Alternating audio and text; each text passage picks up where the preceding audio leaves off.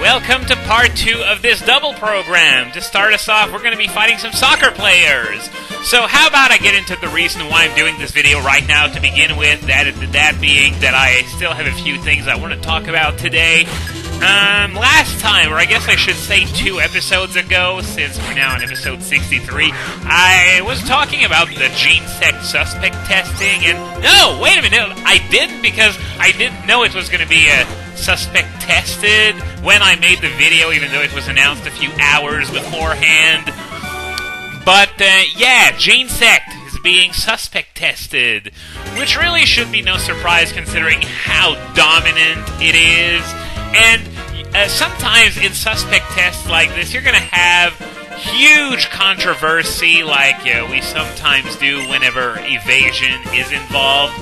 This time doesn't seem to be one of those times. A lot of people are pushing for gene sect to be banned, and I don't think there's all that much opposition from what I've seen so far. I mean, gene sect is good. It's really, really, really good.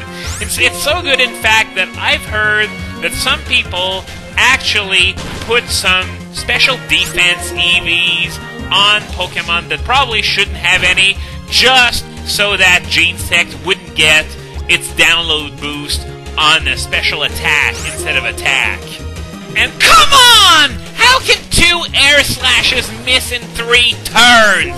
That is just absolutely ridiculous. It's got 95 accuracy. I would expect something like that from Stone Edge or Thunder or Fail Blast, not Air Slash. But anyway, all that matters is that I won, so I'm good. But yeah, gene sect, I'm really expecting it to get banned, which really not all that much of a surprise considering how good it was in the Dream World metagame. Of course, the main reason why we didn't know it was going to be this broken is because the Dream World metagame isn't all that played to begin with, but now that we have a much bigger sample size of players, as well as some Dream World abilities that are still missing, as we're still waiting on the full roster of that Dream World, new Dream World area we're going to get soon. What was I talking about again? I sometimes, I go on a tangent, then I go on another tangent of that tangent, and it becomes really hard to track at times.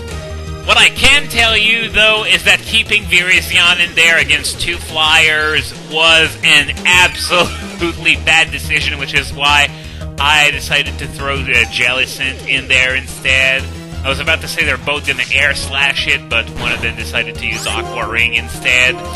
So yeah, expect gene sect to be banned very soon, because, if they're going to get rid of Sandvale in such a huge majority. Another critical? Wow, it's like, this is absolutely ridiculous. Either I miss with air slash, or I just critical everything. That is definitely a video where a lot of rare occurrences are happening. Well, missing with air slash. You know what I mean. You know what I mean. It's just that this string of rare misses and rare crits is just so funny. At least we didn't get a useless crit this time. But yeah, if they're going to get rid of Sandvale in such a huge majority, I'm not getting my hopes up for gene sect staying in the overused metagame very long. So we're done with the big stadium for now, so we're going to head to the small court. Hopefully there isn't a match going on right now, because when that happens, I think we've encountered that earlier, where, there are going to be guards blocking the access to prevent anyone from getting on the field during a match. But yeah, I was talking about event Pokemon. Something else that should catch pretty much everyone's attention is the fact that there is going to be another Victini event. This one is exclusive to Japan, as are many events, but if you want to play with that event on the simulators, then you can, because this event, really, really interesting. It proves that Nintendo is really desperate to try and make Victini overused, and it's rather close in the usage list, so this may be what finally puts it over the top, because this event Victini is going to have V-Create, which it already has. However, it's also going to get Blue Flare, Bold Strike, and Glaciate. All three of these signature moves from this generation's legendary trio are going to be put on Victini, so hopefully that's enough to send it to Ubers. And one thing that I would like to note is that Victory Star will of course work with Blue Flare and Bold Strike, boosting their accuracy to a titanic 94%. That, on top of 130 power and 20% chance of status, this should be stapled on most Victinis, especially Bold Strike, since it goes very well with a V-Create set. It's going to replace Fusion Bolt entirely, in fact, I would assume. And there's also the fact that, well, not Fusion Flare, but Blue Flare might actually make special Victinis into a thing again. It's something that I was talking about in my little improvement project from a few weeks ago, though I didn't have the idea of giving them Blue Flare and Bold Strike. Instead, I gave them to the QRAM forms, which, someone told me that it was a bad idea to give those moves to QRAM because, well, they're Reshiram's and Zekron's signature moves, and if you give them to someone else, they're not going to be signature moves anymore. Well, guess what? Victini now has them, so your excuse, well, it completely fell apart. I'm not meaning to insult you or anything like that. It's just that what you said really doesn't work anymore because Victini now has those moves. As for Glaciate, I'm not really expecting it to see too much use because of how weak it is. In fact, I would probably prefer using Hidden Power Eyes, considering it's got 5 more power, 5 more accuracy. Of course, you don't get that speed drop, but I don't know. Still a rather weak move, so I don't know if it's going to get used all that much. The focus is definitely going to be on, well, Blue Flare and Bold Strike, as well as V-Create, which is pretty much stapled on every Victini right now. As I said before, it's a shame that special Victinis don't get more used, but maybe this can actually do something about it. So, we've run out of athletes to find today, and we still have quite a ways to go in this episode, so I'm gonna see you tomorrow when we tackle some other trainers. And I am back with the biggest missed opportunity ever, because I went on Bulba Garden for shits and giggles, and I learned that apparently those smashers that we just encountered, in German, they are called tennis asses. I'm not making this up. If you want to see it for yourself, just go to Bulbapedia, type in Smasher, and you're going to see it for yourself. Tennis ass. Now, probably means something like tennis ace in German, but still, tennis ass. I just want to let you think about that for a moment. It's actually the perfect excuse to not have the word ass censored on an English language website or something like that, but still.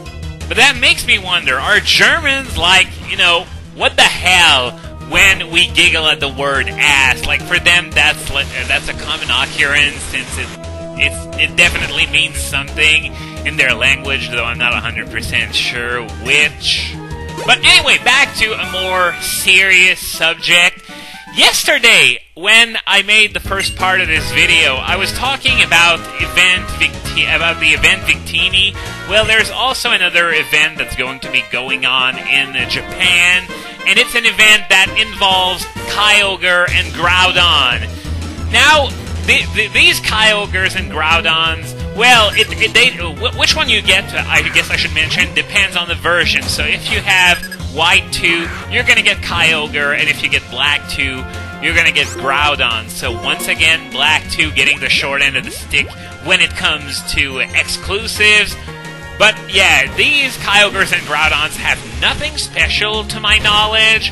However, this is huge news, because if you use your brain for a bit, you're going to realize that it's the final nail on the coffin of a possible Ruby Sapphire remake anytime before the end of this generation. Of course, I'm saying that knowing full well that the coffin was more nailed and coffin at this point, but still, it's rather important because think about it. If they make a distribution of Kyogres and Groudons for the 10th anniversary of Ruby and Sapphire, because that's what it's about.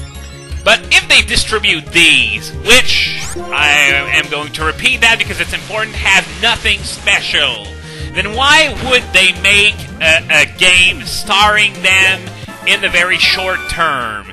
Because if they really were planning on making Ruby Sapphire remakes anytime soon, they probably wouldn't have made this distribution. Best case scenario would have been that on the 10th anniversary, we would have gotten an announcement for Ruby and Sapphire. But in case the mad rush to end this generation from all parties involved didn't clue you in, this absolutely ought to. And this is something that I do not like to see at all. Two Darmanitans right next to each other. Going to switch Virizion out because, well, it's going to get annihilated if I keep it in. In fact, I think anything is going to get annihilated since, well, they're expecting to hit a Virizion, and even though they're going to hit a Sigilif, if it does over half damage, it's dead. Yep, it is so freaking dead. So, yeah, thinking about it, the right answer might have been to just attack with Virizion since something was going to die anyway, but I think I'm just going to murder these two with Surf anyway, so it doesn't really matter either way. So, yeah, pretty glad that this isn't the piece of footage from this LP that made it on the front page of Mean Base. Really happy all of a sudden. But, yeah, I think I let something die on purpose earlier on in this LP, probably against Lenora or something. But since then, I think that's my first death. I really don't die all that often in these LPs, but quite frankly, two Darmanitans, both with Flare Blitz, that's one of the worst combinations you can possibly see. If you don't have two Pokemon that are already prepared to take them out, you're probably gonna have something die. And the next time we're gonna come here, by the way, this is gonna be for the post-game, and Black and White's post-game is known for its incredibly high-level trainer Pokemon. So, we're probably gonna have a few more deaths coming in this area next time we come back here. This is gonna be in the post-game, but after catching a few more team members, because I'm gonna be redoing part of my team, and when I get to the post-game, this is gonna be one of the first things I'm going to do. The idea behind it is that I can retreat safely to the Pokemon Center between every fight in case something goes wrong, whereas, you know, going into dungeons and other routes and stuff like that might be a bit more dangerous, and besides, this place is a pretty good source of experience to prepare me for these areas, so this is how I intend on tackling the post-game, favoring this area for early training for, you know, when I go into areas that are a bit more difficult. So anyway, as soon as I finish this sucker, I am going to call it quits for today. I've done quite a bit today. I've done the 7th gym. I've done the majority of the sports domes. There's going to be a bit of that left in the next video. But after that, we're going to be able to move on to Dragon Spiral Tower. So until next time, this has been Slowflake reminding you to try and not get torn a new tennis ass by those Darmanitans.